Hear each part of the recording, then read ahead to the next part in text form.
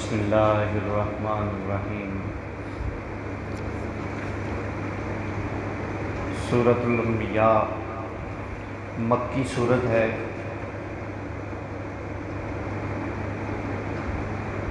اس سورت میں اللہ تعالیٰ نے کئی انبیاء کا ذکر کیا، اس لیے اس سورت کا نام انبیاء رکھا گیا۔ اللہ تبارک و تعالی جل وعلا نے فرمایا کہ لوگوں کے حساب کا وقت قریب آ گیا ہے اور وہ غفلت کا شکار ہے، دین کی باتوں سے روگردانی کر رہے ہیں، اور جب بھی نصیحت کی کوئی نئی بات ان کے پاس آتی ہے تو توجہ سے اس نہیں سنتے، بس کھیل تماشے کے انداز سے سنتے ہیں، اور نبی کو اپنا جیسا بشر قرار دیتے ہیں، قرآن کو جادو، خواب پریشان، شاعری، خود ساختہ کلام قرار دیتے ہیں۔ یعنی قرآن پاک میں مشرکین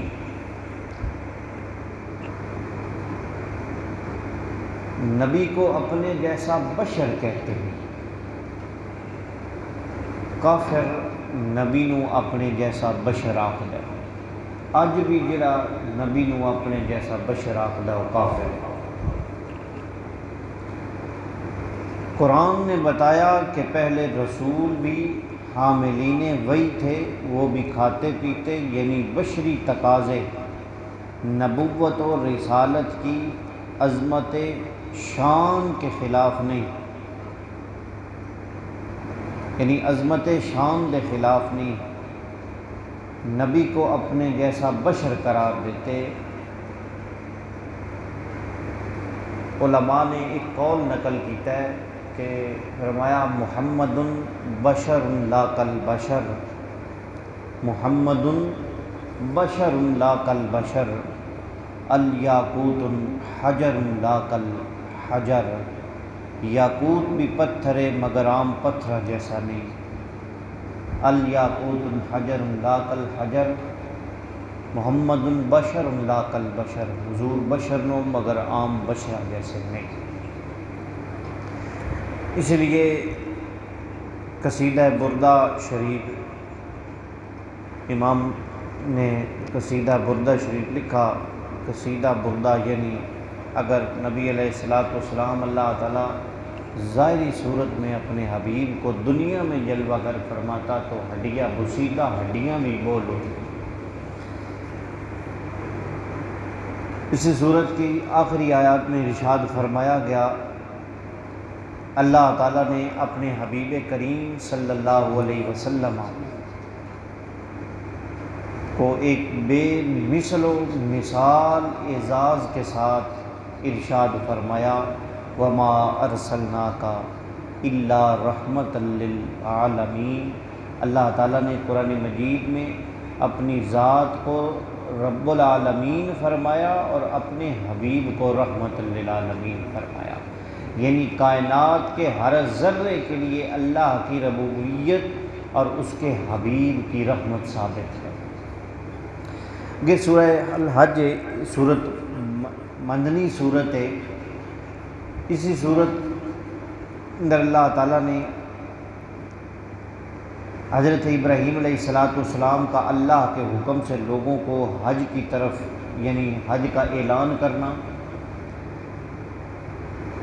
اللہ تعالیٰ کی وحدانیت، حیات بعد الموت، وقوع قیامت، یعنی اس صورت کے اندر بیان فرمائے گئے۔ اللہ تبارک و تعالیٰ نے ارشاد فرمایا، اللہ نے تقوی کا حکم دیتے ہوئے قیامت کی ہولناک کو بیان کیا، یعنی تقوی کا حکم دینے آیا قیامت دے احوال نو بیان فرمایا گیا کہ قیامت ایک زلزلے کے طور پر برپا ہوگی، اور اس کا پس منظر اس کے گرت و وحشت سے بیان کیا گیا ہوگا کہ دودھ پلانے والی مائیں اپنے دودھ پیتے بچوں کو فراموش کر دیں گی، یعنی قیامت دیاں ہولناکیاں وچوں ایک حاملہ، ہر حاملہ کا حمل سقط ہو جائے گا، لوگ مدہوش نظر آئیں گے، حالانکہ وہ مدہوش نہیں ہوں گے بلکہ اللہ کے عذاب کی شدت کے باعث ان کی یہ کیفیت ہوگی۔ یعنی اس صورت کے اندر اللہ تعالیٰ نے ہولناک میں بیان فرمایا گیا۔ آگے ارشاد فرمایا گیا، اللہ تبارک و تعالیٰ نے حضرت ابراہیم علیہ السلام کو حکم دیا کہ لوگوں کو بلند آواز سے حج کا اعلان کیجیے، یعنی اس صورت دا نام بھی الحج ہے، یعنی ادی نسبت دے نال فرمایا حضرت ابراہیم علیہ السلام کو حکم دیا گیا کہ لوگوں میں بلند آواز سے حج کا اعلان کریں، وہ آپ کے پاس دور دراز راستوں سے چل کر اور نبلے اونٹ پر سوار ہو کر آئیں۔ حضرت ابراہیم علیہ السلام نے ایک پتھر پر کھڑے ہو کر ندا کی، اے لوگو، اللہ نے تمہارے اوپر حج کو فرض کر دیا ہے۔ اللہ تعالیٰ نے یہ ندا ان سب کو سنا دی جو مردوں کی پشتوں میں اور عورتوں کے رحموں میں تھے۔ حضرت ابراہیم علیہ السلام نے جڑی ندا دیتی نا کہ اے لوگو آؤ حج دی طرف، اللہ تعالیٰ نے ڈاڈے اتنے حج نو فرض کر دیتا ہے، یعنی صاحب استطاعت دے اتنے ایک پتھر دے اتنے کھڑے ہو کے انہوں نے ندا دیتی، جدن انہوں آواز دیتی نا کہ اللہ تعالیٰ نے فرمایا یہ ندا ان کی، یعنی ابراہیم علیہ السلام کی ندا حضرت ابراہیم علیہ السلام نے دیتی کہ سنائی وہ ندا رب نے کتھوں تک، فرمایا اور یہ ان کی ندا جو مردوں کی پشتوں اور عورتوں کے رحموں میں تھے، ان سب نے اس ندا کا جواب دیا جو اللہ کے علم میں ہے، قیامت تک حج کرنے والے تھے، انہوں نے کہا لبیک اللہم لبیک۔ یعنی اس صورت کے اندر آگے ارشاد فرمایا گیا یوم نہر یعنی قربانی کا حکم فرمایا گیا۔ اسی صورت کے اندر اللہ تعالیٰ نے یوم نہر یعنی عید آخر کے اندر ارشاد فرمایا گیا، جس نے اللہ کی نشانیوں کی تعظیم کی بے شک وہ دلوں کے تقوی کی علامت ہے۔ وَمَن يُعَظِّمْ شَعَائِرَ اللَّهِ فَإِنَّهَا مِن تَقْوَى الْقُلُوبِ، اللہ کی جو نشانیاں ہیں، علماء فرماتے ہیں کہ حضرات انبیاء اکرام، حضرات اولیاء اکرام، ان کی قبریں بھی شاعر اللہ ہیں، یعنی اللہ کی نشانی، اور اللہ کی نشانی کی تعظیم وہی کرتا ہے جس کے دل میں تقوی ہو۔ آگے ارشاد فرمایا گیا، ہم نے ہر امت کے لیے قربانی کا طریقہ مقرر کیا تاکہ وہ اللہ کے دیے ہوئے بے زبان چوپایوں پر ذبح کے وقت اللہ کا نام لیں، پس تمہاری عبادت کا مستحق ایک اللہ ہی ہے، اور قربانی کے اونٹوں کو ہم نے تمہارے لیے اللہ کی نشانیاں بھی بنا دیا گیا، یعنی قربانی دا جانور جڑا یہ اللہ دی نشانی ہے، اگر وہ گائے ہوئے، بھینس ہوئے، بکری ہوئے یا بھیڑ دا ہوئے، اٹھ دا ہوئے، فرمایا ہم نے تمہارے لیے اللہ کی نشانیاں سے بنا دیا، ان میں تمہارے لیے بلائی ہے، پس تم ان کو قطار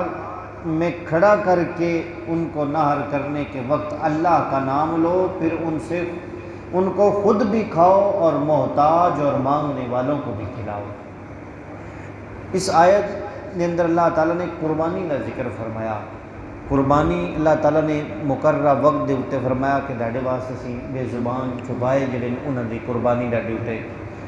فرمایا اللہ دے نام کہ تسی ذبح کرو۔ پچھلیاں امتاں دے اندر قربانی نہیں، پچھلی امتاں دے اندر یہ سی کہ ایک روایت دے اندر ہوندا ہے کہ کھلے قربانی نو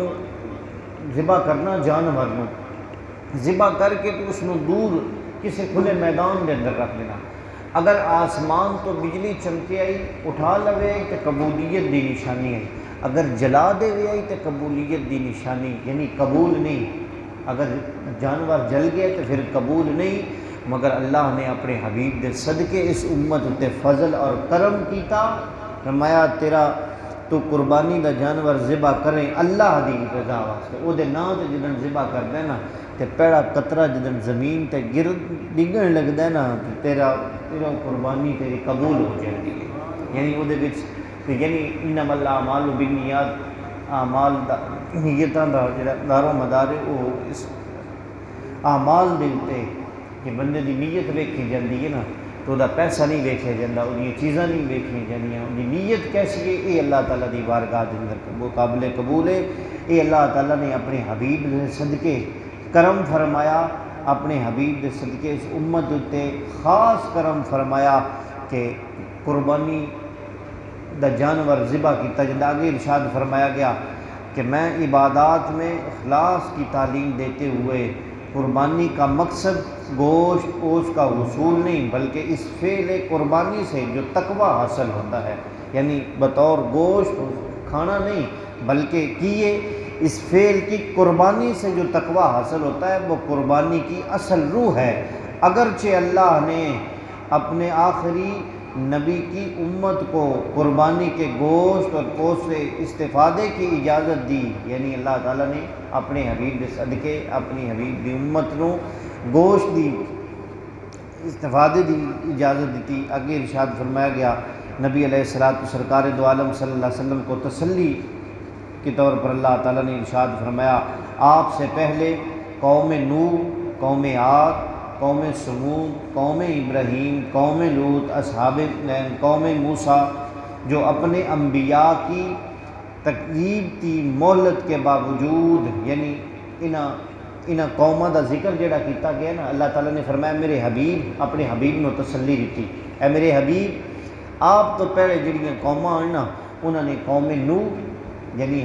آپ دی قوم نوح جڑی آئی انہوں نے حضرت نوح علیہ السلام دی توہین کی، قوم عاد نے کی، قوم سمود نے کی، قوم ابراہیم نے کی، قوم لوط نے کی، قوم موسیٰ نے کی مہلت کہ فرمایا انہوں نے تکذیب انبیاء دی کی، تکفیر کی، انہوں دی توہین کی، مہلت کے باوجود وہ باز نہ آئے پر ان کی پکڑ ہوئی تو ان کی آبادیاں ان کی تباہ و برباد کر دی گئی، یعنی انہوں دیاں جڑیاں آباد کن مکان ہیں نا وہ تباہ و برباد کی۔ قرآن مجید کے اندر جناب یونس علیہ السلام دی قوم دا ذکر ہوتا ہے کہ جدن انہوں نے ویکھیا نا کہ پر تو بدل چڑھیا ہے اس تے چھڈنا کوئی نہیں، ہر شے بہا کے لے جانا ہے، تے توبہ دا بزرگا ایک طریقہ کار لکھیا نا وہ فرمایا کہ توبہ ایک جڑی جناب یونس علیہ السلام دی قوم نے کی کہ انہوں نے جڑا کسی دا پتھر بھی اٹھا کے اپنے مکان چ لایا ہوا سی نا وہ بھی پٹ کے تے کھلے میدان وچ لے کے رب دی بارگاہ وچ سجدہ ریز ہو گیا، عرض کی یا اللہ اسی اج دا پتھر بھی اٹھایا ہے نا وہ بھی لے کے تے اسی آ گئے ہیں، یا اللہ سن معاف فرما دے۔ اللہ تعالیٰ نے اس سے اپنے عذاب میں بدل دیتا۔ دعا ہے کہ اللہ تعالیٰ اپنے حبیب صدقے کرم فرمائے۔